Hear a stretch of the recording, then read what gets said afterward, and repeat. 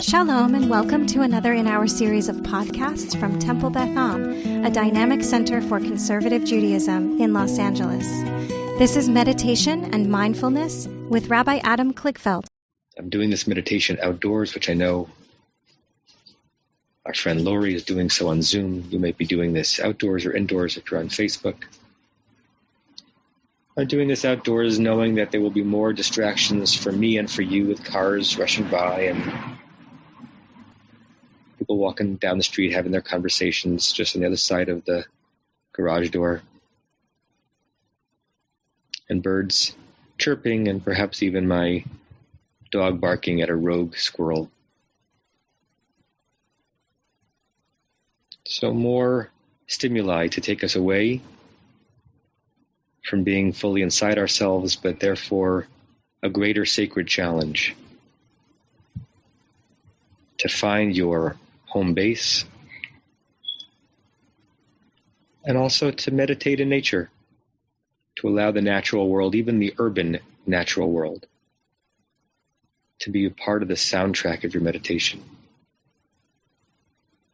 If we can meditate well in pristine auditory settings, and only there, that's great.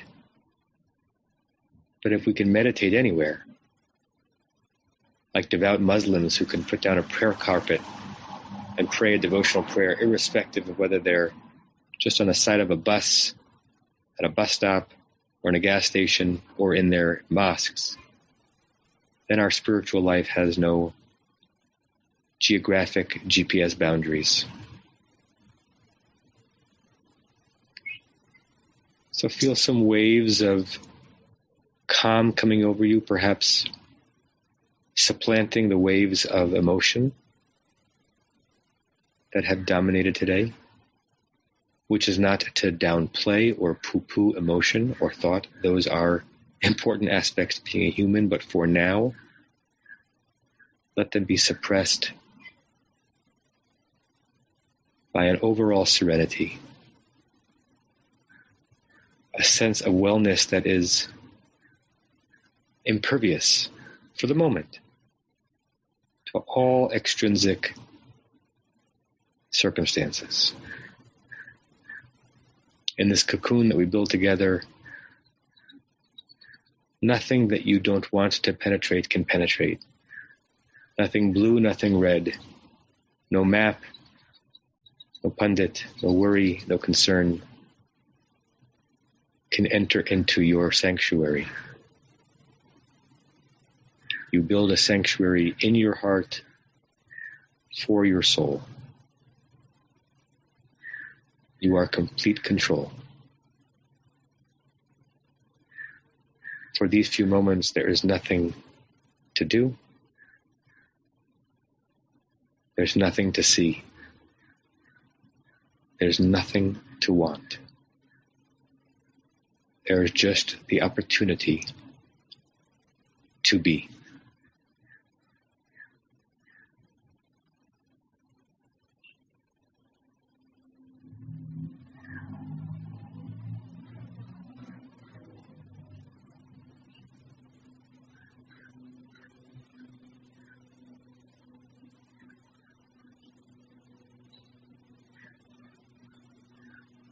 Experience your breathing doing its wondrous work inside of you,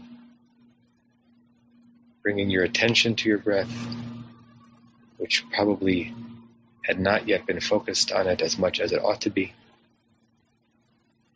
and attention to any place in your body that is holding tension, the muscles around the eyelids, the tension held in your brow or in your shoulders, just relaxed and open and at ease, almost graceful.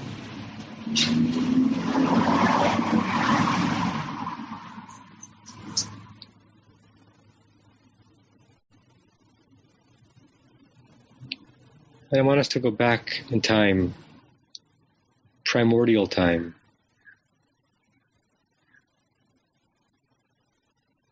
mystical time, pre-physics time, the gathering in, the concentrating, the collecting of the waters that became our oceans and our seas and our lakes and our rivers. This mikveh hamayim, the Torah says, God pulled into their shape and into their form, allowing land to emerge in between them. Any physical mikveh that is constructed on any property is a facsimile, a poor miniature facsimile of the original mikveh hamayim, the taking of that which was endless and formless and overwhelming into something that is concentrated and boundaried and visible and tangible and material and real. A collection of water that honors the shape it finds itself in and can be drawn upon for hydration, for cleanliness, for restoration and rebirth. Mikveh.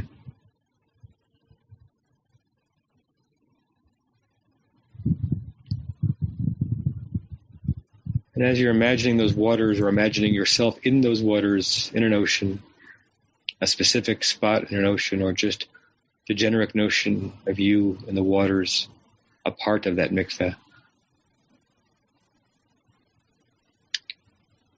I want you to play either in Hebrew or in English, depending on which way your mind works best, that the word gathering of waters is met somehow in your mind's eye with the word hope. That you begin to see a gathering together as a hope, and you begin to see hope as a gathering together. Or you play that game in your mind in Hebrew, you see mikveh as tikva, and see tikva hatikva, the hope, as mikveh. And just watch what happens and where your mind goes as you imagine these two notions which are perpendicular to one another in English, but are brother and sister in Hebrew. They are twin brothers or twin sisters in Hebrew. Watch as they hold hands. And watch what happens to your sense of the former, of the gathering of waters, how it changes when you lay over it the notion of hope. And notice how your feeling of what hope means in your body and in your mind and your life changes as you think of it as a true gathering, a collection, a boundaried reality that you can touch, draw upon, identify where it is, see the limits of where it is,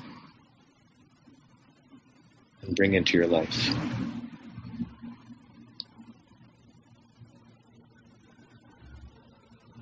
For today, we try to hold on to, identify, and harness hope gathering. Tikva mikveh. We draw it to ourselves so we can draw from it for ourselves. Hope and gathering. Hope gathering momentum. Gathering hope to ourselves. Tikvat mikveh, the hope of the gathering. Mikveh tikva, the gathering of hope.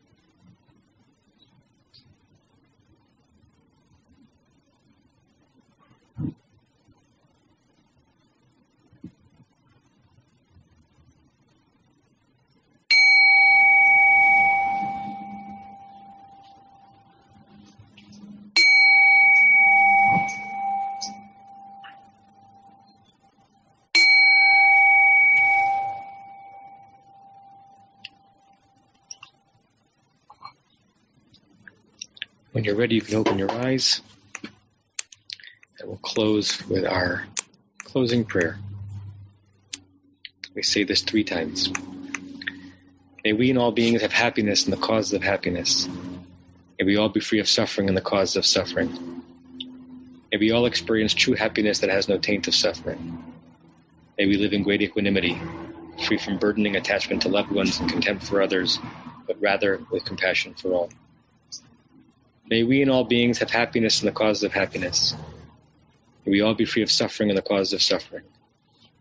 May we all experience true happiness that has no taint of suffering.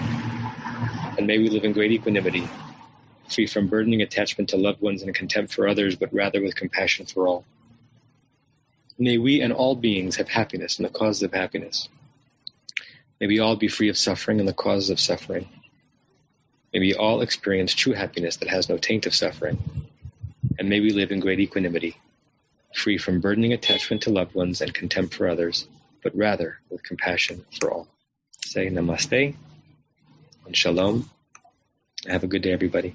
You have been listening to another in our series of podcasts from Temple Beth Am, a dynamic center for conservative Judaism in Los Angeles. If you enjoy these podcasts, we invite you to write a review on the Apple Podcast site or wherever you get your podcasts.